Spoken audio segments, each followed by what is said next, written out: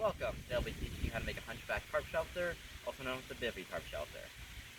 Pros of the Hunchback shelter are it shields you from the wind, since it only has one opening, and is effective against the rain.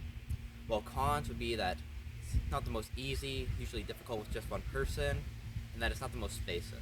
So materials you'll need, you'll have to be next to a tree, you're going to need a ridge line, something to use as a support pole, of course a tarp, and 13 pegs.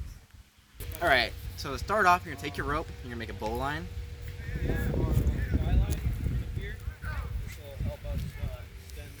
Like so. And then, important thing to remember is the height. To get the hunchback, you're going to want an angle like this. So, what I'm personally like to do, I like to go up, find around knee height, and then go around the tree, around there. And then, make a bite, like so, fit it through, and grab something to be used as a toggle. It doesn't have to be a stick, anything else works. And then you just pull it tight against the tree, make sure you push it a bit to get it nice and tight. And there you go.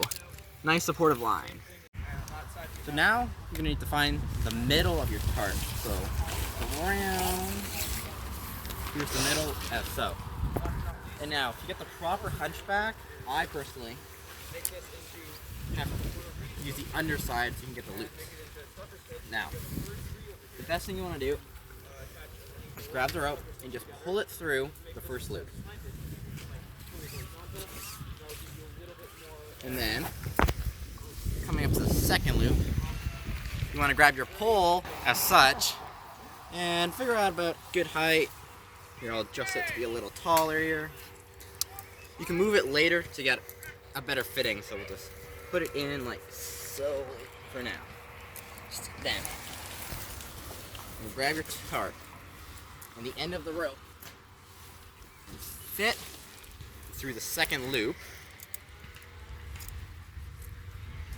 Alright, so now that you have it through both of your holes, wrap it around so that you have it right here.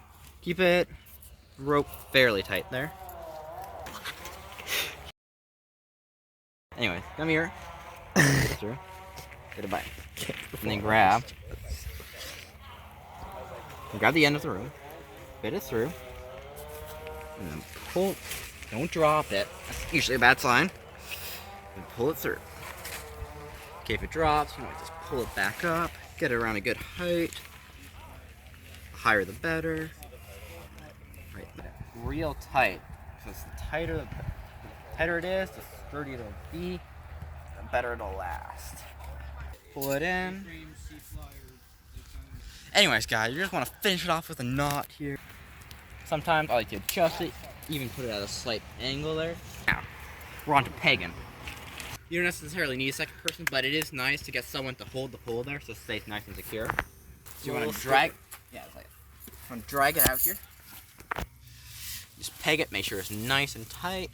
The other person will help a lot here, and just make sure you get it pegged nice and good there. I want to keep it in there. All right, so now we're gonna move on to the other side. Same thing. At the very edge. Down, pull it down, peg it in, you got a root there, move it over,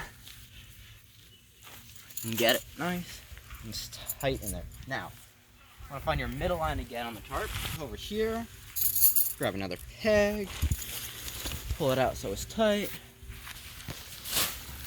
and peg it in.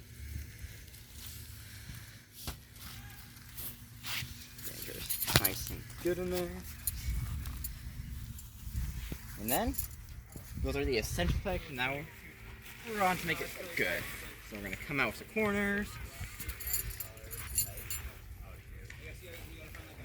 And just take those down. Once again, make sure you get it good in there so it doesn't pull out. Take your other corner, pull it out. So we put it in. I made it straight.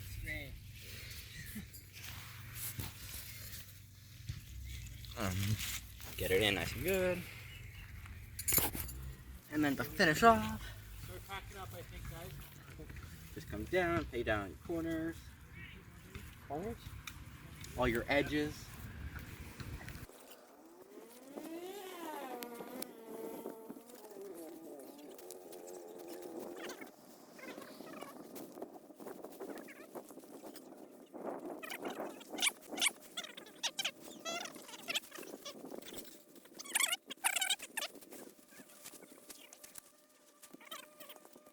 So that is how you build a hunchback shelter.